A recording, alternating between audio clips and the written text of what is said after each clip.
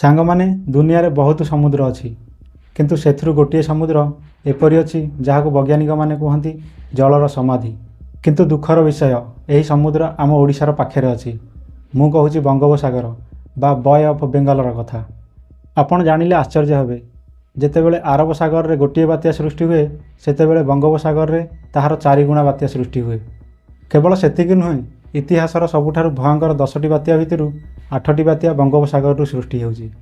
କାହିଁକି ସେଥିରୁ ଅଧିକାଂଶ ବାତ୍ୟା ତାମିଲନାଡୁ କି ପଶ୍ଚିମବଙ୍ଗକୁ ଯାଏ ନାହିଁ, ସଦାବେଳେ ଓଡ଼ିଶାକୁ ଟାର୍ଗେଟ କରେ? କ'ଣ ଓଡ଼ିଶା ପାଖରେ କିଛି ଚୁମ୍ବକୀୟ ଗୁଣ ଅଛି ଯାହା ବାତ୍ୟାକୁ ଟାଣି ଆଣେ? କ'ଣ ଏହା କେବଳ ସଂଯୋଗ, ନା ଏହା ପଛରେ ରହିଛି ବୈଜ୍ଞାନିକ କାରଣ? ଚାଲନ୍ତୁ ଦେଖିବା ବାତ୍ୟାର ରହସ୍ୟ। କାହିଁକି ବଙ୍ଗୋପସାଗରର ବାତ୍ୟା ସଦାବେଳେ ଓଡ଼ିଶାକୁ ଟାର୍ଗେଟ କରୁଛି? ସାଙ୍ଗମାନେ, ପ୍ରଥମେ ଦେଖନ୍ତୁ, ଗତ 100 ବର୍ଷର ଇତିହାସ କହୁଛି, ଯେତେବେଳେ ଆରବ ସାଗରରେ ଗୋଟେ ବାତ୍ୟା ହୁଏ, ସେତେବେଳେ ବଙ୍ଗୋପସାଗରରେ ତାହାର 4 ଗୁଣା ବାତ୍ୟା ସୃଷ୍ଟି ହୁଏ। କିନ୍ତୁ କାହିଁକି ଆରବ ସାଗର ଠାରୁ ବଙ୍ଗୋପସାଗରରେ ଅଧିକ ବାତ୍ୟା ହୁଏ? ଏହାର ସବୁଠାରୁ ବଡ଼ କାରଣ ହେଉଛି ହିଟ୍ ବା ଉତ୍ତାପ।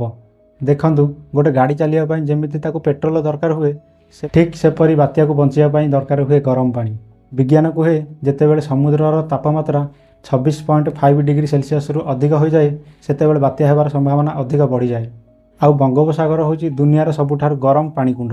ତେବେ ବଙ୍ଗୋପସାଗର କାହିଁକି ଏତେ ଗରମ, ତାହାକୁ ବୁଝିବା ପାଇଁ ଆମକୁ ସମୁଦ୍ରର ବିଜ୍ଞାନକୁ ବୁଝିବାକୁ ପଡ଼ିବ। ଆରବ ସାଗର ହେଉଛି ଗୋଟେ ଖୋଲା ସମୁଦ୍ର, ଯାହା ସହଜରେ ଆଫ୍ରିକା ଏବଂ ଅନ୍ୟ ମହାସାଗର ସହିତ ମିଶିଯାଏ, ଯାହାଫଳରେ କି ତା'ର ଗରମ କମିଯାଏ। ଠିକ୍ ଯେତେବେଳେ ଗୋଟେ ଗରମ ଚା କପ୍କୁ ପ୍ଲେଟ୍ରେ ଢାଳି ଦିଏ, ତା'ର ଗରମ କମିଯାଏ। କିନ୍ତୁ ବଙ୍ଗୋପସାଗରର କାହାଣୀ ସମ୍ପୂର୍ଣ୍ଣ ଅଲଗା। କାହିଁକିନା ବଙ୍ଗୋପସାଗରର 3 ପାର୍ଶ୍ୱରେ ଇଣ୍ଡିଆ, ବାଂଲାଦେଶ, ମିଆଁମାର ପୁରା ଘେରି କରି ରହିଛନ୍ତି। ଏହା ଏକ ଗଭୀର ପାତ୍ର ବା ଚା କପ୍ ଭଳି। ଯେହେତୁ ଏହାର ପାଣି ସମୁଦ୍ର ସହିତ ଭଲ ଭାବରେ ମିଶିପାରନ୍ତି ନାହିଁ, ସୂର୍ଯ୍ୟର କିରଣରେ ପାଣି ଗରମ ହେବାକୁ ଲାଗେ, ସେତେବେଳେ ସେଠାରେ ତାପଜ ଶକ୍ତି ସୃଷ୍ଟି ହୁଏ। ମନେ ରଖନ୍ତୁ, ସମୁଦ୍ର ପାଣି ଯେତେ ଗରମ ହେବ, ସେତେ ଜଳୀୟ ବାଷ୍ପ ବାହାରିବ, ଆଉ ଯେତେ ଜଳୀୟ ବାଷ୍ପ ବାହାରିବ, ସେତେ ଆକାଶରେ ବଡ଼ ମେଘଖଣ୍ଡ ଭାସି ବୁଲିବ। ସରଳ ଭାଷାରେ କହିଲେ, ବଙ୍ଗୋପସାଗରର ଗଠନ ହିଁ ବାତ୍ୟା ପାଇଁ ବିଶାଳକାୟ ରୋଷେଇ ଘର ସାଜିଥାଏ, ଆଉ ସେଠାରେ ବାତ୍ୟା ନିଜ ପାଇଁ ଶକ୍ତି ତିଆରି କରେ। ସାଙ୍ଗମାନେ, ବାତ୍ୟା ତ ସଦାବେଳେ ବଙ୍ଗୋପସାଗରରୁ ତିଆରି ହୁଏ, କିନ୍ତୁ ସଦାବେଳେ କାହିଁକି ଓଡ଼ିଶା ପାଖକୁ ଆସେ? ସାଙ୍ଗମାନେ, ଓଡ଼ିଶାକୁ ବାତ୍ୟା ଭଲ ପାଏନି, ବରଂ ବଙ୍ଗୋପସାଗରର ଆକାର ତାକୁ ଓଡ଼ିଶା ଆଡ଼କୁ ଠେଲି ଆଣେ। ବଙ୍ଗୋପସାଗରର ଆକାର ଗୋଟେ ଫନେଲ ଭଳି। ଏହାର ତଳ ଭାଗକୁ ଦେଖିଲେ ପୁରା ଓସାରିଆ ଲାଗେ, ଆଉ ଯେତେ ଉପରକୁ ମାନେ ଓଡ଼ିଶା ଆଉ ପଶ୍ଚିମବଙ୍ଗ ଆଡ଼କୁ ଆସିବେ, ତାହା ସଂକୀର୍ଣ୍ଣ ଆଉ ଚେପ୍ଟା ଭଳି ଲାଗେ। ଆପଣ ଛୋଟବେଳେ ସମସ୍ତେ ଗୋଟିଏ କାମ ନିହାତି କରିଥିବେ। ଯେତେବେଳେ ବଗିଚାରେ ପାଇପ୍ ଦ୍ୱାରା ପାଣି ଦିଆହେଉଥିବ, ଯେତେବେଳେ ସେହି ପାଇପକି ଆଙ୍ଗୁଠି ଦ୍ୱାରା ଚାପି ଦିଅନ୍ତି, ଦେଖିବ ହଠାତ୍ ପାଇପର ପ୍ରେସର ବଢ଼ିଯାଏ। ଠିକ୍ ସେପରି ଘଟେ କିଛି ବଙ୍ଗୋପସାଗରରେ। ଯେତେବେଳେ ବାତ୍ୟା ତଳ ଭାଗରୁ ଉପର ଭାଗକୁ ଠେଲି ହୋଇ ଆସେ, ସମୁଦ୍ରର କୂଳ ପାଖେଇ ଆସିଥିବାରୁ ସମୁଦ୍ରକୁ ବହିବା ପାଇଁ ଜାଗା ମିଳେ ନାହିଁ। ଫଳରେ ସମୁଦ୍ରର ଲହରୀ ଆଉ ପବନର ବେଗ ଅସମ୍ଭାଳ ହୋଇଯାଏ, ଯାହା ଫଳରେ କି ଏହି ବିଶାଳ ଶକ୍ତି ସମୁଦ୍ର କୂଳରେ ଆସି ପିଟି ହୋଇଯାଏ। ଯେତେବେଳେ ସେ ସମୁଦ୍ର କୂଳରେ ପିଟି ହୋଇଯାଏ, ସେ ସେତେବେଳେ ଭୟଙ୍କର ରୂପ ଧାରଣ କରେ। ଆଉ ଦୁର୍ଭାଗ୍ୟବଶତଃ ସେହି ସଂକୀର୍ଣ୍ଣ ଜାଗାରେ ଆମ ଓଡ଼ିଶା ଅବସ୍ଥିତ। ଆଉ ଗୋଟେ କଥା, ଆପଣ ତ ଭାବୁଥିବେ ଆରବ ସାଗରରେ ବି ବାତ୍ୟା ହେଉଥିବ। କାହିଁକି ଆରବ ସାଗରର ବାତ୍ୟା ଆମ ଭାରତକୁ ଆସୁନାହିଁ? କାରଣ ହେଉଛି ପବନ।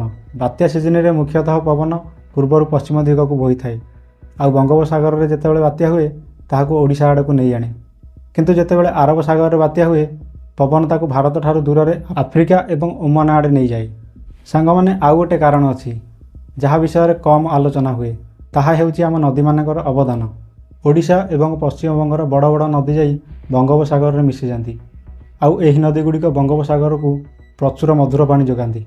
ବିଜ୍ଞାନ କୁହେ, ମଧୁର ପାଣି ଲୁଣି ପାଣିଠାରୁ ହାଲକା। ତେଣୁ ସମୁଦ୍ର ଉପରେ ମଧୁର ପାଣିର ଏକ ସ୍ତର ଜମିଯାଏ। ଏହା ଠିକ୍ ଏକ କମଳ ଭଳି କାମ କରେ।